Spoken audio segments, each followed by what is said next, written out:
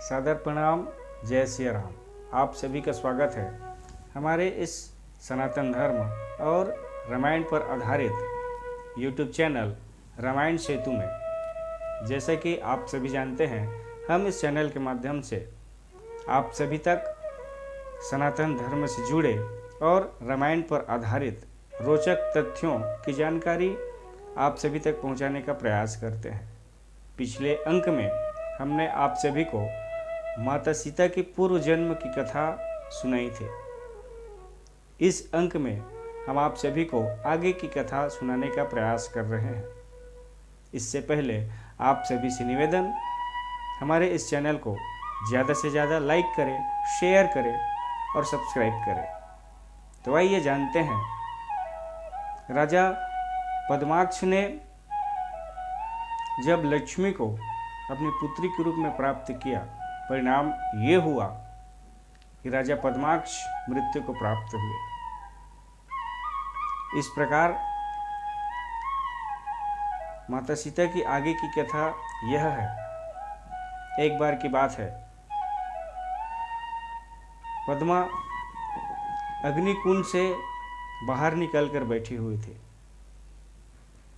और उसी समय लंकापति रावण जो है, विश्व विजय हेतु संसार पर विजय पाने के लिए इधर उधर भटक रहा था।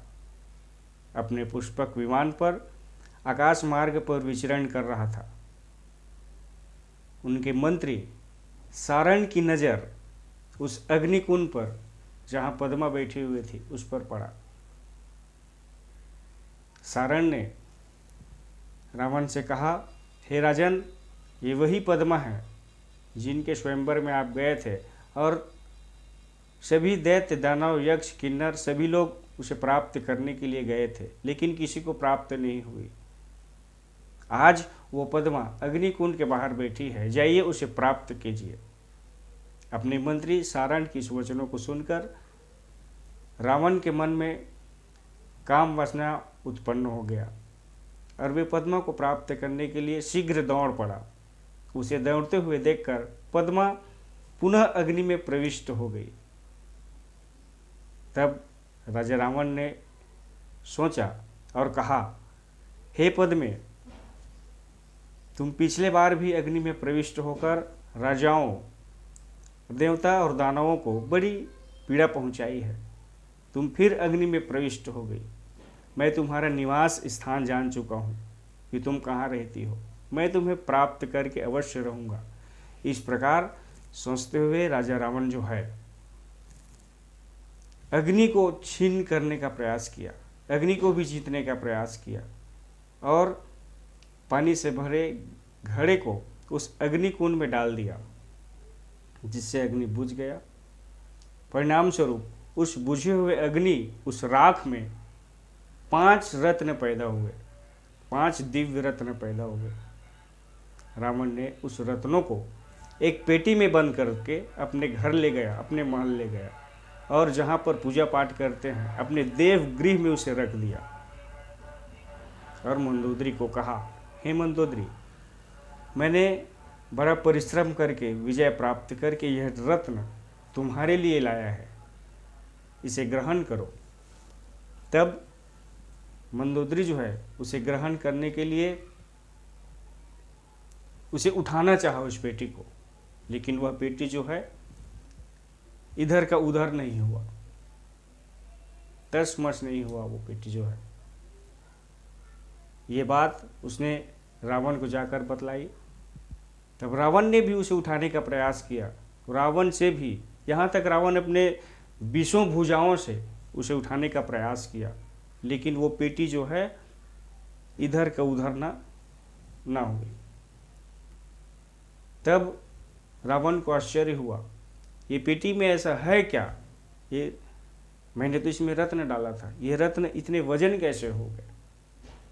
इस प्रकार सोचते हुए राजा रावण जो है उस पेटी को खोलता है। खोलने पर देखता है कि उस पेटी में एक दिव्य कन्या जो है उत्पन्न हो गई थी। वो रत्न जो है दिव्य कन्या में परिवर्तित हो गई थी। इस प्रकार राजा रावण ने जब उस कन्या को देखा, वो कन्या सूर्य के समान प्रकाशवान और तेजवान थी। रावण ने देखा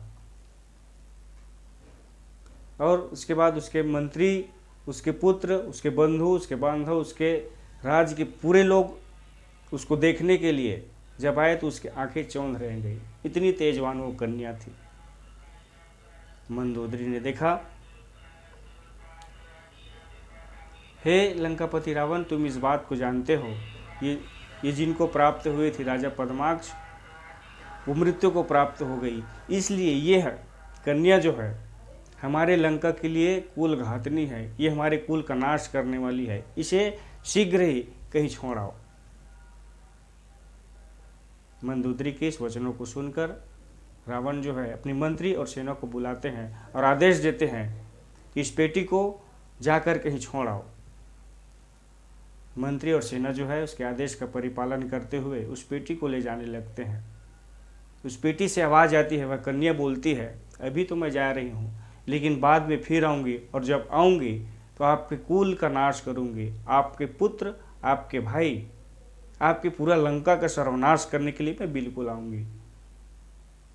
इस प्रकार मंदोदरी ने फिर कहा, इसको जल्दी ही यहाँ से ले जाओ और इस कन्या को भूमि में कहीं गाड़ देना। और क्योंकि ये एक ऐसे व्यक्ति को प्राप्त हो जो गृहस्थ्रमी होते हुए भी अपने विजेंद्रिय हो, गृहस्थ्रमी होते हुए विजेंद्रिय हो, जो अपनी इंद्रियों को प्राप्त कर चुका हो, ऐसे व्यक्ति के हाथ ये कन्या जो है निश्चित ही उसके पास रह सकती है। इस प्रकार मंदोदरी के बात को सुनकर उसके सैनिक और उसके मंत्रीगण जो है उस कन्या को ले जाकर मिथिला नगरी, मिथिला के वनांचलों में अब भूमि में गाड़ देते हैं। और भूमि में गाड़ने के बाद वे पुनः लंका में आ जाते हैं और सारी वृत्तांत रावण को सुनाते हैं कि हमने ऐसा किया, यहाँ पर गाड़े, ऐसा किया। आगे इधर जिधर जहाँ पे उस बेटी को गाड़ा गया था, उस कन्या को गाड़ा गया था, उस भूमि को राजा जनक ने एक ब्राह्मण को सूर्यास्त के समय पूजा पाठ में दान में दिया था। सूर्यास्त के समय पूजन में एक ब्राह्मण को दान में दिया हुआ था। उसी भूमि पर वह बेटी गाड़ा गया था। ब्राह्मण ने सोचा शुभ मुहूर्त देखकर इस भूमि की जोतवाई की जाए। इस प्रकार शुभ मुहूर्त देखते हुए कई वर्ष बीत गए, शुभ मुहूर्त आया ही नहीं। और जब शुभ मुहूर्त आया तो उस ब्राह्मण ने कृषक सेवादार को बुलाया और कहा कि मेरी भूमि का जुताई करो। और वह सेवादार भूमि जोतने लगा। भूमि की जुताई करते करते हल के जो नीचे भाग में है, अगर भाग में है, उसमें वह पेटी जो है लग कर बाहर आ जाता है, भूमि से बाहर आ जाता है। वह पेटी ले जाकर वह सेवादार कृषक जो है ब्राह्मण को दे देता है। और कहता है, हे ब्राह्मण, आपने जो शुभ मुहूर्त देखकर जो अपने भूमि जुताई कराई थी, परिणाम स्वरूप यह गड़ा हुआ धन आपको प्राप्त हुआ है, आप इसे ग्रहण कीजिए। ब्राह्मण ने स्वीकार किया, ग्रहण किया। और अगले दिन राजा जनक की सभा में जाकर विदेह राजा जनक जी को वह पेटी प्रदान की और कहा, हे राजन, आपने मुझे जो भूमि दिया था उसमें यह गड़ा हुआ धन प्राप्त हुआ है, इसके अधिकारी आप हैं, इसको आप ग्रहण कीजिए।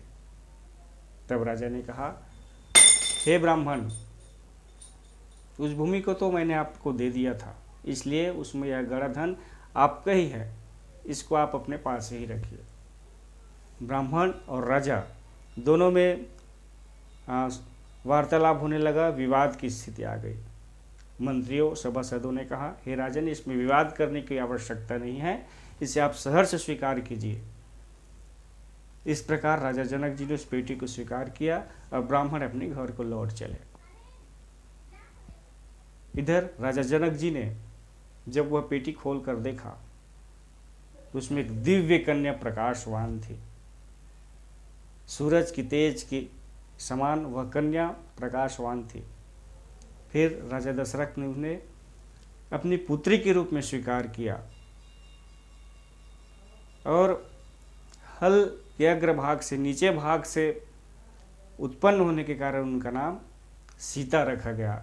इस प्रकार सीता जन्म की यह कथा आप सभी तक पहुंचाने का एक छोटा सा प्रयास, आशा करते हैं आप सभी को पसंद आया होगा। हमारा यह वीडियो आप सभी को अच्छा लगे तो आप सभी से पुनः निवेदन, ज़्यादा से ज़्यादा लाइक करें, शेयर करें और सब्सक्राइब करें। आगे के अंक में एक नई रोचक तथ्य और जानकारी के साथ उपस्थित होंगे। तब तक के लिए जय सिया राम।